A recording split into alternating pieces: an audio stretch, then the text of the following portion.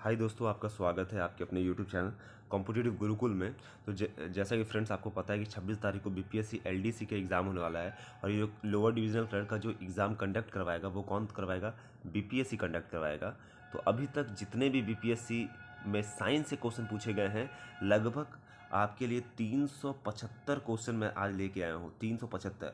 और इसको एग्ज़ाम देने जा रहे हैं ना, तो आपको उसके पहले इन सभी क्वेश्चंस को देख के जरूर जाना चाहिए, क्योंकि ऐसे क्वेश्चंस ही आपके एग्ज़ाम में आएंगे।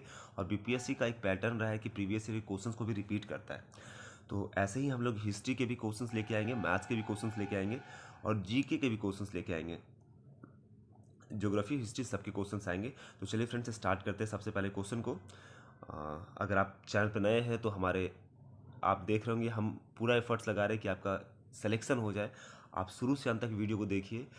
चैनल पर नए हैं तो चैनल को सब्सक्राइब कर लीजिए। ओके, चलिए चलते पहले क्वेश्चन की तरफ। तो पहला क्वेश्चन क्या कह रहा है? दो समानांतर प्रतिरोध वाले सर्किट का कुल प्रतिशत कितना है? 1.403 है, किलो ओम है। यदि एक प्रतिरोध का मान 2.0 किलो ओम है तो दूसरे प्रतिरोध का मान क्या होगा, यह आपको बताना है। ठीक है, तो चलिए फ्रेंड्स देखते हैं। जब समानांतर प्रतिरोध आपको निकालना हो तो समतुल्य प्रतिरोध निकालने के लिए हम क्या करते हैं? देखिए, 1 resistance 1/R1 plus 1/R2 plus 1/R3, इस प्रकार इन्फिनिटी तक रहता है। ठीक है, अब देखिए दो प्रतिरोध आपको दिया हुआ है, तो हम लोग क्या करेंगे? रिक्वायर्ड कितना हो गया? R1 गुने R2 बटा R1 plus R2, 2 into R1 R2 plus 2 plus R2। 2 क्यों ले लिए? क्योंकि एक R1 रेजिस्टेंस 1 दे दिया है आपको। ठीक है, और यहाँ रिक्वायर्ड कितना है? 1.403। इसे सॉल्व करेंगे, कितना आ जाएगा? 4.70। इसे आप स्क्रीनशॉट ले लीजिएगा, आप एक बार खुद से बना के देखिएगा कैसे निकला है। ठीक है, तो इसका आंसर क्या हो गया फ्रेंड्स? 4.70 आपका क्या हो गया? किलो ओम इसका आंसर हो गया। तो चलिए फ्रेंड नेक्स्ट क्वेश्चन पे चलते हैं। अगला क्वेश्चन क्या है देखेंगे हम लोग। गर्म करने पर एक अर्धचालक जिसे कहते हैं सेमीकंडक्टर का प्रतिरोध क्या होता है? तो जब गर्म करते हैं किसी सेमीकंडक्टर को तो उसका प्रतिरोध क्या होता है? घटता है। क्या होता है?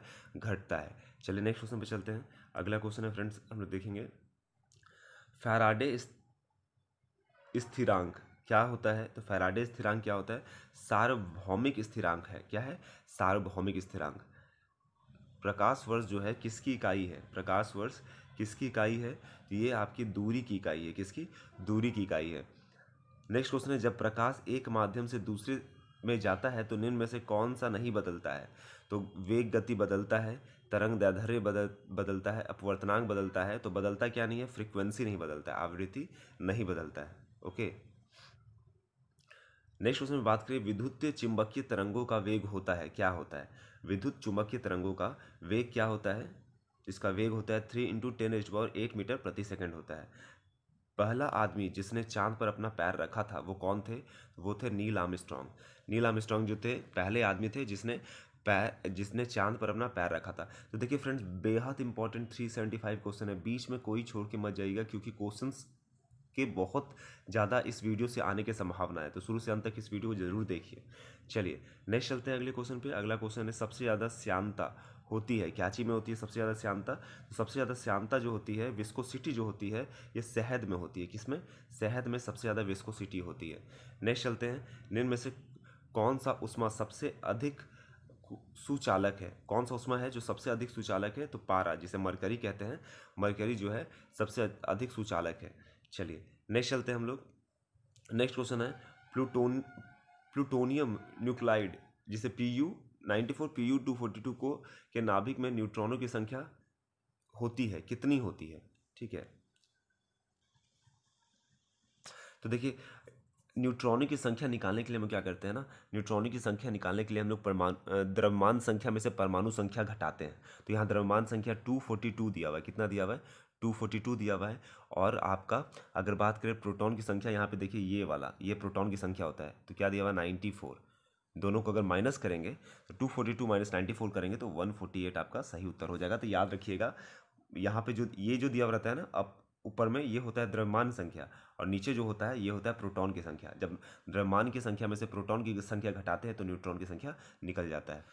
पुलिस द्वारा नशे में गाड़ी चलाने वाले की शीशे की सांस की जांच, पुलिस द्वारा नशे में गाड़ी चलाने वाले की सांस की जांच के लिए फिल्टर पेपर पर क्या होता है? तो फिल्टर पेपर में जो होता है पोटेशियम डाइक्रोमेट सल्फ्यूरिक अम्ल होता है। क्या होता है? पोटेशियम डाइक्रोमेट सल्फ्यूरिक अम्ल होता है। नेक्स्ट क्वेश्चन है, चूने की पानी किसके द्वारा दूधिया हो जाता है? तो चूने का पानी का जो फॉर्मूला होता है CaOH2 होता है, किसके द्वारा? CO2 के द्वारा क्या हो जाता है? दूधिया हो जाता है। नेक्स्ट चलते हैं, पेट्रोल तथा डीजल की अधूरे जलने से उत्पन्न होती है, क्या उत्पन्न होती है? तो पेट्रोल तथा डीजल के अधूरे अधूरे जलने से कार्बन मोनोऑक्साइड उत्पन्न होती है। क्या होती है? Carbon monoxide. नेक्स्ट क्वेश्चन है, एक घोल का पीएच मान 3 से 6 बदलता है, तो इसमें हाइड्रोजन प्लस आयन की सांद्रता क्या होगी? तो 1000 गुना कम हो जाएगी। क्या हो जाएगी? 1000 गुना कम हो जाएगी। चलिए, तो कह रहा है, यहाँ देखेंगे, कह रहा है कि रेत और नेप्थलीन के मिश्रण को किसके द्वारा किया जा सकता है? तो ऊर्ध्वपातन। ऊर्ध्वपातन में क्या होता है? सब्लिमेशन। नेप्थलीन देखिए ऑटोमेटिक सब्लिमेशन के द्वारा क्या होता है? सब्लिमेशन क्या होता है? ऊर्ध्वपातन सॉलिड डायरेक्टली गैस में चेंज है, उसी को हम लोग क्या कहते हैं? सब्लिमेशन कहते हैं।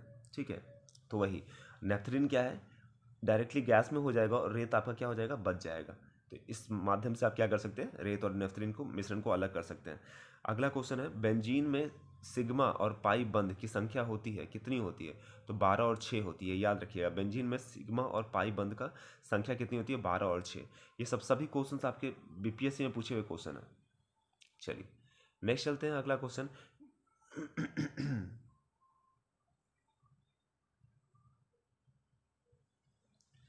यूरिया में उपस्थित होने वाला तत्व है, क्या है? सी है, एच है, एन और ओ है। कार्बन, हाइड्रोजन, नाइट्रोजन और ऑक्सीजन है। ठीक है। अदरक तना है, जड़ नहीं, क्योंकि देखिए अदरक जो है तना है, जड़ नहीं, क्योंकि इसमें नोड और इंटरनोड होते हैं। क्या होता है? इसमें नोड और इंटरनोड दोनों होते हैं।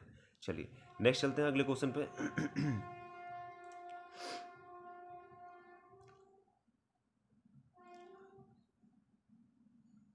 अगला क्वेश्चन हम लोग देखेंगे, निम्न में से सबसे मीठी चीनी है, क्या है?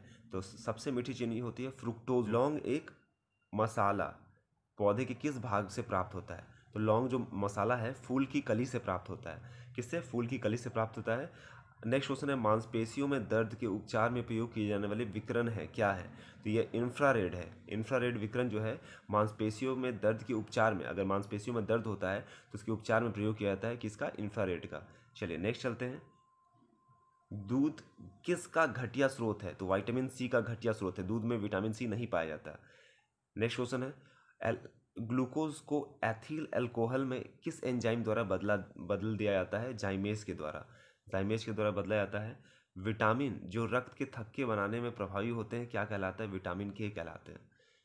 ओके नेक्स्ट चलते हैं, महिला सेक्स हार्मोन कौन से हैं? तो एस्ट्रोजन क्या है? महिला सेक्स हार्मोन है। नेक्स्ट क्वेश्चन में चलते हैं फ्रेंड्स, जल्दी जल्दी हम लोग क्वेश्चंस को डिस्कस करेंगे, बहुत सारे क्वेश्चंस डिस्कस करने हैं।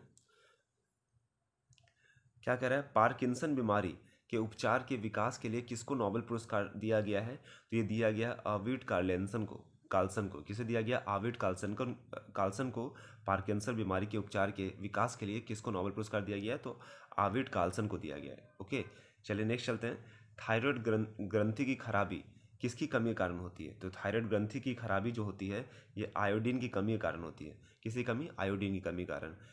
नेक्स्ट बात करें तो करवाहट के लिए मानव जीव का संवेदनशील क्षेत्र है, क्या है? तो पीछे का भाग। करवाहट जो आता है आपके जीभ के पीछे के भाग से आता है। ओके नेक्स्ट क्वेश्चन पे चलते हैं, अगला क्वेश्चन है आपका, निम्नलिखित में से कौन सी मूल भौतिक राशि है? मूल भौतिक राशि, तो मूल भौतिक राशि आपको पता है कि कितना होता है? 7 होता है, फंडामेंटल यूनिट जिसे कहते हैं। ठीक है। अब विद्युत धारा जो है इसमें से क्या है?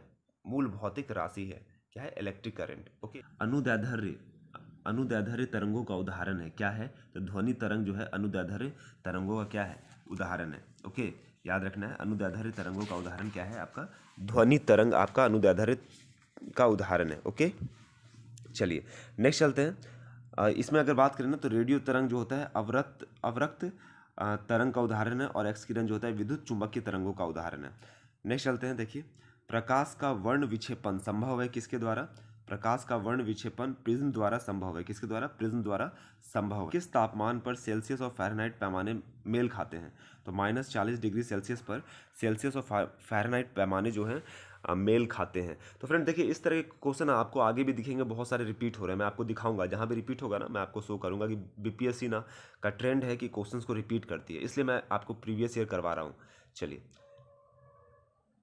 नेक्स्ट अगर चलें तो देखिए क्या करें, लेंस की क्षमता मापी जाती है किससे? डायोप्टर से। डायोप्टर से क्या मापी जाती है? लेंस की क्षमता मापी जाती है। चिकित्सा स्थितियों का निदान करने के लिए एमआरआई में किसका उपयोग नहीं होता है? तो एक्स किरण का उपयोग नहीं होता है एमआरआई में। ठीक है, चिकित्सा स्थितियों का निदान में जो एमआरआई होता है ना, उसमें एक्स किरणों का उपयोग नहीं होता है, बाकी सबका उपयोग होता है, चुंबकीय क्षेत्र का भी, गामा किरणों का भी और रेडियो तरंगों का भी। नेक्स्ट चलते हैं। नेक्स्ट क्या कह रहा है, जब एक ध्वनि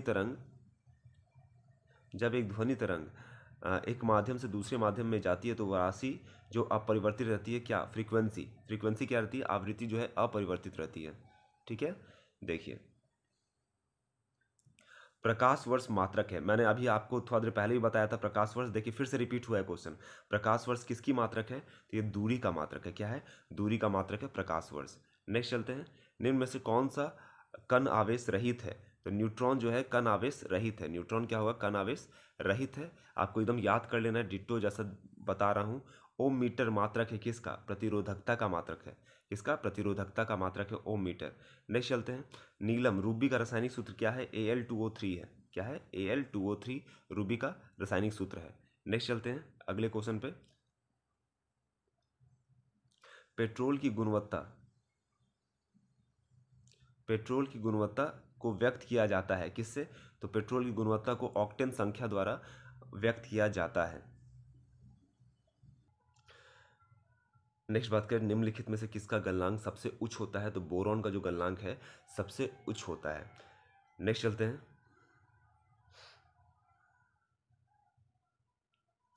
एंटीबायोटिक दवा का उदाहरण है, क्या है? तो पेनिसिलिन जो है, अलेक्जेंडर फ्लेमिंग ने जिसका ये किया था, आविष्कार किया था, वो क्या है? एंटीबायोटिक दवा का क्या है? उदाहरण है। नेक्स्ट चलते हैं। सीएनजी का मुख्य घटक है, क्या है? तो CH4 क्या है? सीएनजी का मुख्य घटक है। ठीक है, नेक्स्ट चलिए। अम्ल वर्षा के घटक हैं, क्या है? तो अम्ल वर्षा के घटक HNO3 जिसे कहते हैं नाइट्रिक एसिड, और H2SO4 दोनों है, सल्फ्यूरिक एसिड दोनों है अम्ल वर्षा के घटक। नेक्स्ट चलते हैं। भारी जल का रासायनिक सूत्र क्या होता है? तो भारी जल का रासायनिक सूत्र D2O होता है। अगला क्वेश्चन है, पानी का पीएच मान क्या होता है? तो पानी का पीएच मान 7 होता है, जिसे न्यूट्रल कहते हैं। 7 के नीचे जो होगा वो एसिडिक हो जाएगा, और 7 के ऊपर जो होता है उसे हम लोग बेस कहते हैं, क्षारीय कहते हैं। वर्ष 2019 में रसायन क्षेत्र में किसको विकसित करने के लिए नोबेल पुरस्कार दिया गया था? तो लिथियम आयन बैटरी को विकसित करने के लिए क्या दिया गया था? नोबेल पुरस्कार दिया गया था। प्राकृतिक रबर किसका बहुलक है? तो प्राकृतिक रबर जो है आइसोप्रीन का बहुलक है। नेक्स्ट चले तो देखिए क्या कर रहा है। पानी की टंकी में फंगी को नष्ट करने के लिए इस्तेमाल किया जाने वाला रसायन है कॉपर सल्फेट, जिसे CuSO4 कहते हैं। ठीक है, नेक्स्ट क्वेश्चन है आपका, निम्नलिखित में से कौन सा क्लोरोफिल का घटक नहीं है?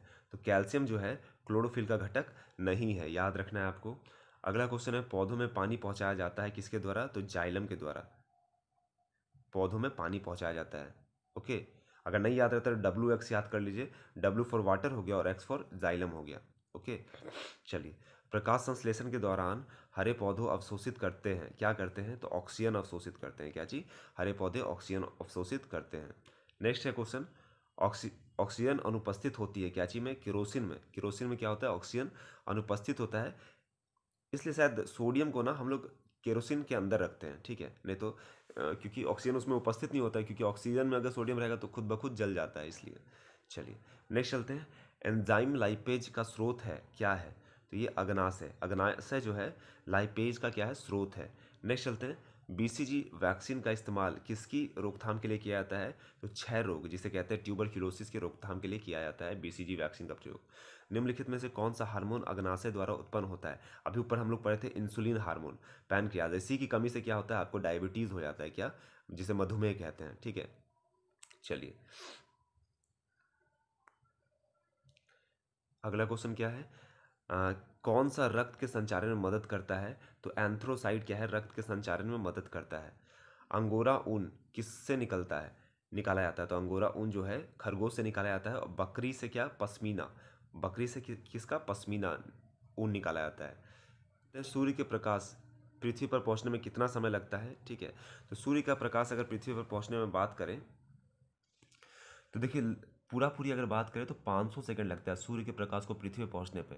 जैसे कहा जाए तो 8 मिनट 20 सेकंड लगता है, 8.20, ठीक है। तो यहाँ पे आपको उपयुक्त में से क्या हो जाएगा, कोई नहीं हो जाएगा। क्या हो जाएगा, उपयुक्त में से कोई नहीं। निम्नलिखित में से कौन अदिश राशि है, क्या है, निम्नलिखित में से कौन अदिश राशि है। तो सदिश राशि होता है वेक्टर क्वांटिटी, और अदिश राशि होता है स्केलर क्वांटिटी।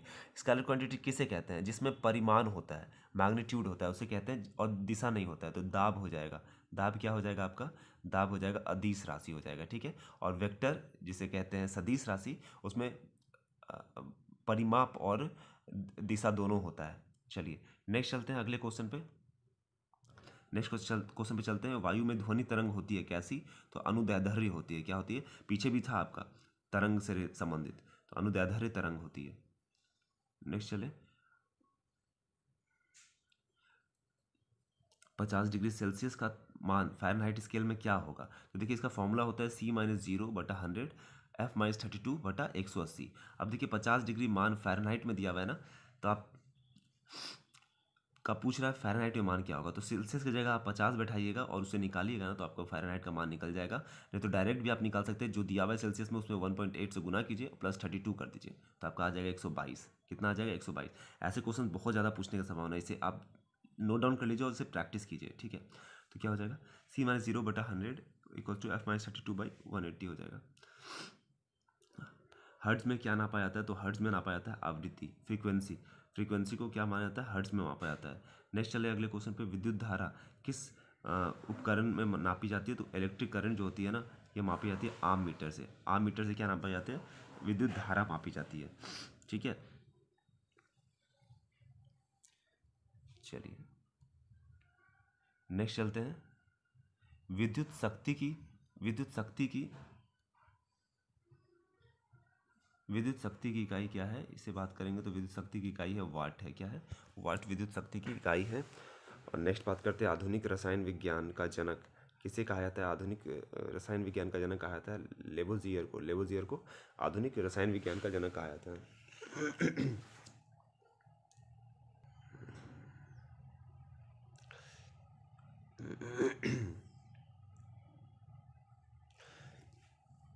एक तत्व में इलेक्ट्रॉनों और न्यूट्रॉनों की संख्या क्रमशः 18 और 20 है। इस तत्व में द्रव्यमान संख्या क्या होगी। तो द्रव्यमान संख्या जो होती है वो होती है इलेक्ट्रॉन की संख्या प्लस न्यूट्रॉन की संख्या को ऐड करते हैं। तो 20 + 18 अगर ऐड करेंगे तो कितना आ जाएगा, ये आ जाएगा आपका 38 आ जाएगा। तो that is option number C is the right answer, ठीक है। चलिए नेक्स्ट चलते हैं।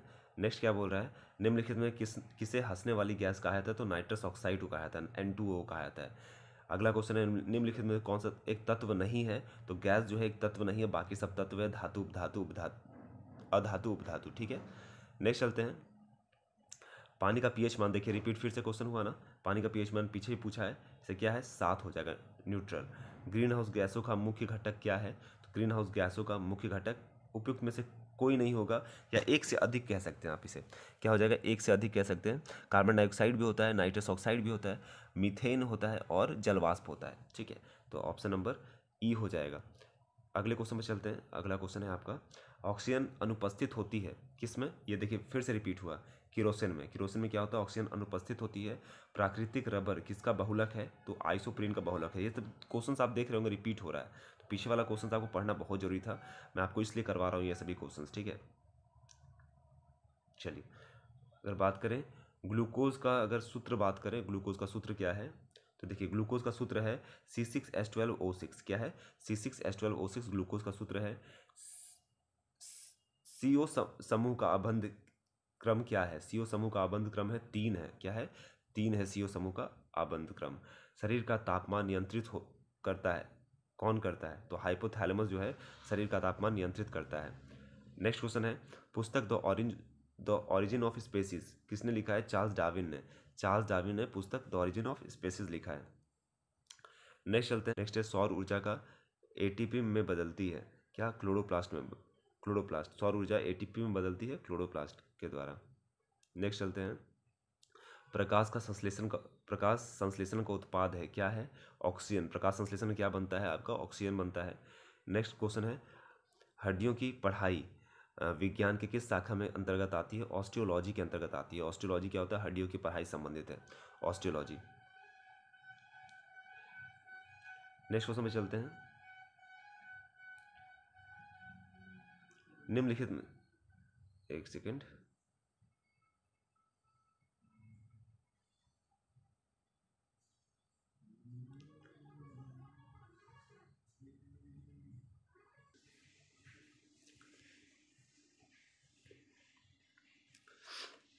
क्वेश्चन क्या कर रहा है, निम्नलिखित में से किसकी कोशिका में कोई एंजाइम नहीं होता? तो विषाणु में क्या होता है? कोई एंजाइम नहीं होता है। नेक्स्ट क्वेश्चन पे चलते हैं। नेक्स्ट क्वेश्चन क्या कह रहा है, मनुष्य के शरीर के किस अंग में लिम्फोसाइट का निर्माण होता है? तो मनुष्य के शरीर के किस अंग में? तो इसमें से कोई नहीं हो जाएगा, उपयुक्त में से कोई नहीं हो जाएगा, ठीक है।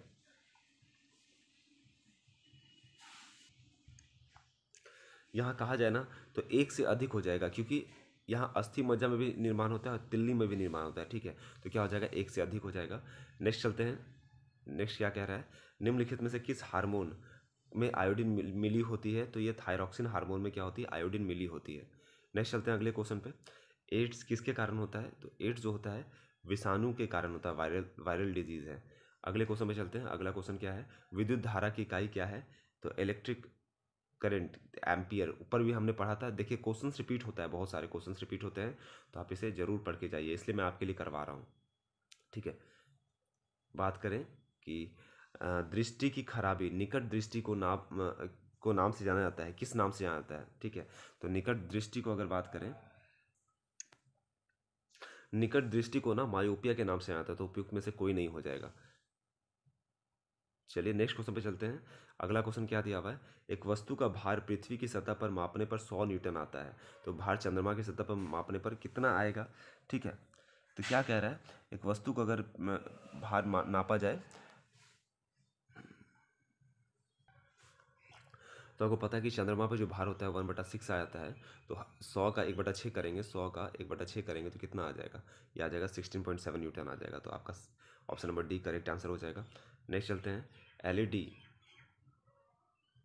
एलईडी जो है प्रकाश, जिसे कहते हैं प्रकाश उत्सर्जक डायोड के संदर्भ में कौन सा कथन गलत है? तो एलईडी प्रकाश स्रोत ऊर्जा की कम खपत करते हैं, बिल्कुल सही है ये। नेक्स्ट बात क्या है, एलईडी बल्ब प्रकाश बल्बों से अधिक अवधि तक कार्य करते हैं, बिल्कुल सही है। एलईडी में पारा प्रयुक्त होता है जो मनुष्य के लिए हानिकारक है, ये गलत हो जाएगा, तो यही आपका आंसर हो जाएगा। एलईडी को ट्रैफिक सिग्नल लाइटों में प्रयोग किया जाता है, बिल्कुल सही है। चलिए नेक्स्ट चलते हैं। सौर भट्टी में प्रयुक्त होता है, क्या प्रयुक्त होता है? तो सौर भट्टी में अवतल दर्पण का प्रयोग होता है। क्या? अवतल दर्पण का। अति सूक्ष्म वस्तुओं को देखने के लिए प्रयोग किए जाने वाला प्रकाशिक उपकरण क्या है? माइक्रोस्कोप है। क्या है? माइक्रोस्कोप है, ठीक है। नेक्स्ट क्वेश्चन में चलें, अल्ट्रासोनिक तरंगे, अल्ट्रासोनिक पराश्रव्य तरंगे क्या होती है? जो कि 20 किलो हर्ट्ज से ज़्यादा आवृत्ति की ध्वनि तरंगे हैं, ठीक है, याद रखना है आपको सब क्वेश्चंस। नेक्स्ट क्वेश्चन है, रसायन विज्ञान के अनुसार निम्न में से कौन सा भौतिक अपरिवर्तन का एक उदाहरण है? पानी का उबलना भौतिक अपरिवर्तन का उदाहरण है। अगले क्वेश्चन में चलते हैं। कह रहा है कि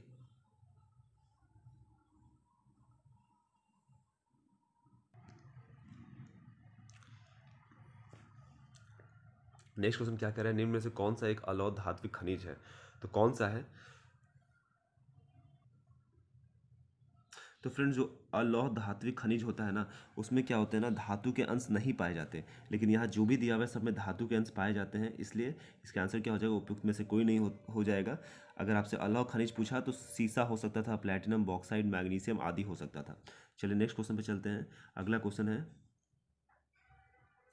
ट्यूबलाइट तथा परख नलियों में प्रयोग किए जाने वाला ग्लास किससे बनता है?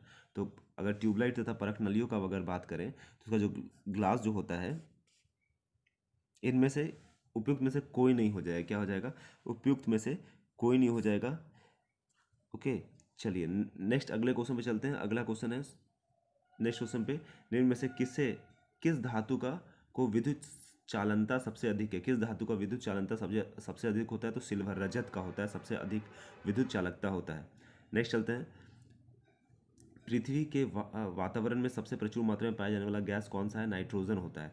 नाइट्रोजन जो है पृथ्वी के एटमॉस्फेयर में सबसे ज़्यादा पाया जाता है, जो कि 78.07% पाया जाता है, और ऑक्सीजन 20.93% पाया जाता है।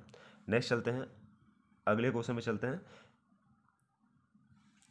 102 नंबर क्वेश्चन है। एल्कोहल को 102 नंबर नहीं है, मैं तो मिक्स करके क्वेश्चन ला रहा हूँ, लेकिन आपका टोटल क्वेश्चन अगर बात करें तो आपका 375 से ऊपर है।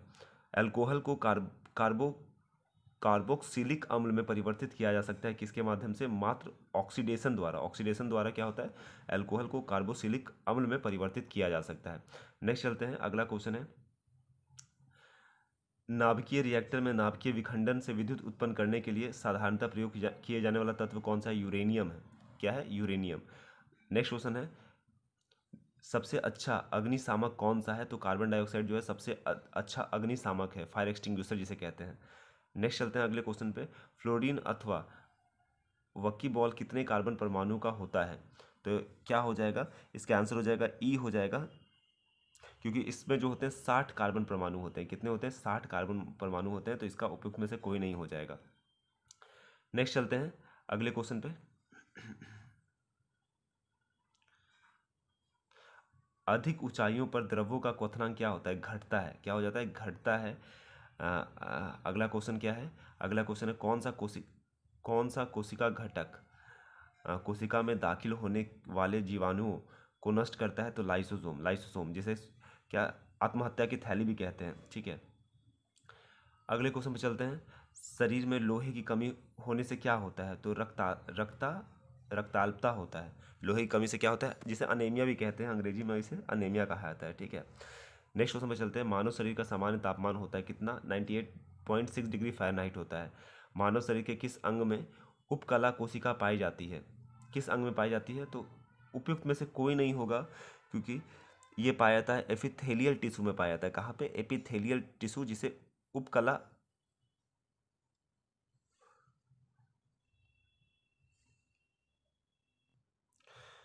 तो ये बात करें तो ये कहाँ कहाँ पाया जाता है? टंग में पाया जाता है, वृक्क नली में पाया जाता है, लार ग्रंथि में, संवेद ग्रंथि में, आंत की भीतरी भाग में, अग्नाशय नर व मादा में।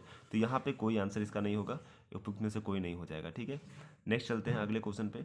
111 आंत्रज्वर रोग, 111 नंबर क्वेश्चन इसके अनुसार है, लेकिन आंत्रज्वर रोग मानव शरीर के किस अंग को प्रभावित करता है? तो आंत्रज्वर रोग जो है आंत को प्रभावित करता है। किसको? आंत को।